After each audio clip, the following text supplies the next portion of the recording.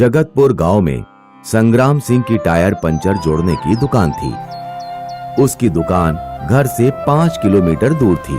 वो रोजाना सुबह साइकिल से दुकान पर जाता, दिन भर काम करता और शाम को वापस आ जाता। उसका एक बेटा था, शिवा। वैसे तो शिवा कॉलेज में पढ़ रहा था, लेकिन उसका पढ़ाई में बिल्कुल भी मन नहीं लगता था। अपने आवारा दोस्तों के साथ गांव में घूमता रहता। पिता उसे समझाते, बेटा अब मैं बूढ़ा हो गया हूँ, तू दुकान संभाला कर, पढ़ाई में तो तेरा मन नहीं लगता। ठीक है पिताजी। एक दिन संग्राम सिंह बहुत बीमार हो गए तो शिवा को दुकान पर जाना पड़ा।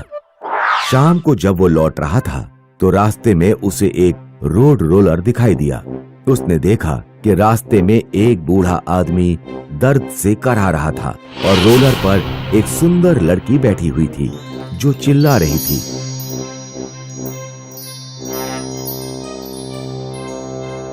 शिवा रुकता है और अपने थैले से बोतल निकालकर उस आदमी को पानी पिलाता है। क्या हुआ आपको? सुनो बेटा, मुझे दिल का दौरा पड़ा है। रोलर पे जो तुम देख रहे हो वो मेरी बेटी है।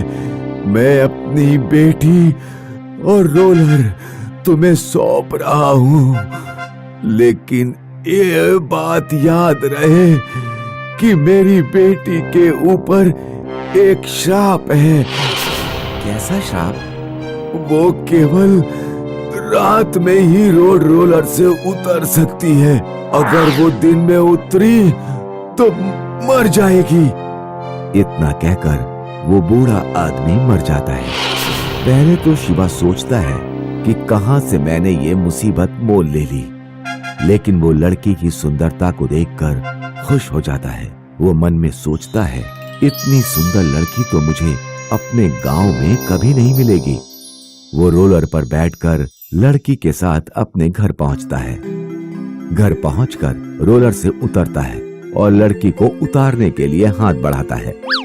रुको, पहले सूरज डूब जाने दो, वरना धरती पे पैर रखते ही मैं मर जाऊंगी। जब सूरज डूब जाता है तो वो अपने पिताजी के पास लड़की को लेकर जाता है और पिताजी को सारी बात बताता है। पिताजी, मैं इस लड़की से शादी करना चाहता हूँ। ठीक है, अब तू बहुरिया को भी ले ही आया है तो फिर साथ में खुशी से रहो। जब सुबह होती है तो संग्राम सिंह देखता है कि लड़की रोलर पर बैठकर दातून कर रही है। तू ये कैसी लड़की लेकर आया है? ये तो कोई काम नहीं कर पाएगी। सुबह को नाश्ता खुद बनाकर देना पड़ेगा और खाना भी देना पड़ेगा। पिताजी, आप अपने गंदे कपड़े ले आइए और शिवा तुम बाल्टी में पानी ले आओ, मैं यहीं पर धो देती हूँ।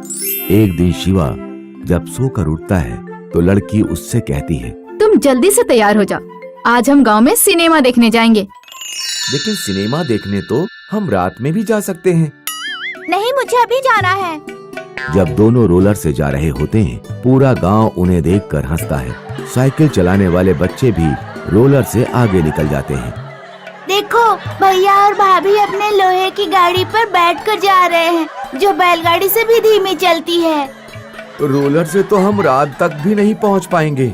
रास्ते में हर जगह रोलर में डीजल भरवाना पड़ता है। घर लौटते लौटते शिवा के सारे पैसे खत्म हो जाते हैं। अगले दिन शिवा सोकर उठता है तो लड़की कहती है, आज मुझे बाजार में कपड़े खरीदने जाना है। रुको। शिवा घर के अंदर से एक बड़ी सी केन अपने सर पर लेकर आता है और रोलर पर बैठता है। इसमें क्या है? अरे, इसमें डीजल है। रास्ते में कहां कहां भरवाते रहेंगे, इसलिए साथ ही लेकर चलते हैं। दोनों रोलर पर बैठकर मार्केट जाते हैं। दुकान वाले को कपड़े बाहर लाकर रोलर पर ही दिखाने पड़ते हैं। रोड पर ट्रैफिक जाम हो जाता है। लौटते समय डीजल खत्म हो जाता है। शिवा एक हाथी पकड़कर लाता है और उससे रोलर को खींचना पड़ता है। एक दिन संग्राम सिंह शिवा से कहते हैं, तूने सारे पैसे डीजल पर खर्च कर दिए, अब हम घर में क्या खाएंगे पिएंगे? मैं तुम दोनों को घर से बाहर निकाल रहा हूँ। तू ऐसी बहुरिया लेकर आया है तो तू ही संभाल। संग्राम सिंह दोनों को घर से बाहर निकाल देते हैं। अब क्या करें? मेरी तो कुछ समझ में नहीं आ रहा है। ना तो हमारे पास रहने की जगह है और ना ही खाने को कुछ है। ठंडे दिमाग से काम लो। तुम ऐसा करो, गांव के रोड डालने वाले ठेकेदार से जाकर बात करो। उससे कहना कि मेरे पास रोड रोलर भी है और उसका ड्राइवर भी। वो हमें कितने पैसे दे देगा? शिवा जाकर ठेकेदार से बात करता है। अरे तुम बिल्कुल सही समय पर आए हो। मुझे इस समय एक रोड रोलर और उसके ड्राइवर की बहुत जरूरत है। मैं तुम्हें मुंह मांगी कीमत दूंगा। शिवा खुश होकर लौटता है और लड़की को सारी बातें बताता है।